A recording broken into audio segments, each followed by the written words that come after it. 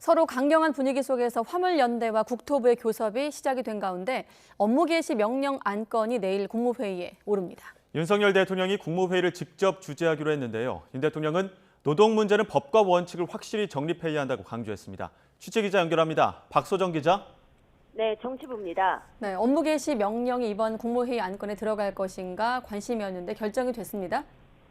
그렇습니다. 대통령실에서 오전 10시 30분쯤 홍보수석 명의의 서면 브리핑을 냈는데요. 윤석열 대통령이 내일 국무회의를 직접 주재할 것이고 이 자리에서 업무 개시 명령을 심의한다고 밝혔습니다. 내일은 애초 국무총리 주재였는데요. 현재 총리가 순방 일정으로 출국해 부재 중이라 당초 경제부총리가 주재를 대신하려고 했는데 국민 피해를 더는 방치할 수 없고 이 사안이 심각한 만큼 윤 대통령이 직접 회의를 주재하기로 했다고 대통령실은 설명했습니다. 윤 대통령은 오늘 오전 수석 비서관 회의에서는 노사 법치주의 그리고 법과 원칙을 거듭 강조했는데요. 관련 브리핑 직접 들어보겠습니다. 노사 법치주의를 확실하게 세워야 한다고 강조했습니다.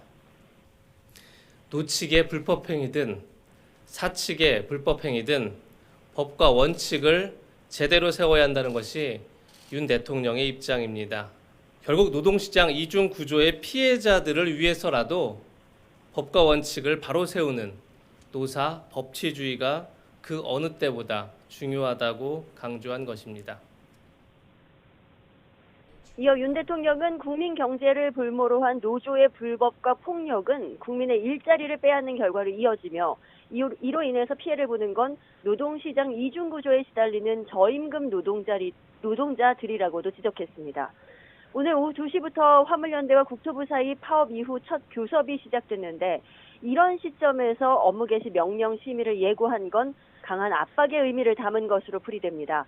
다만 모든 업종에 한꺼번에 업무 개시 명령을 내리기보다는 시멘트나 레미콘 같은 피해가 당장 커지는 업종부터 단계적으로 명령을 발동할 가능성이 큽니다.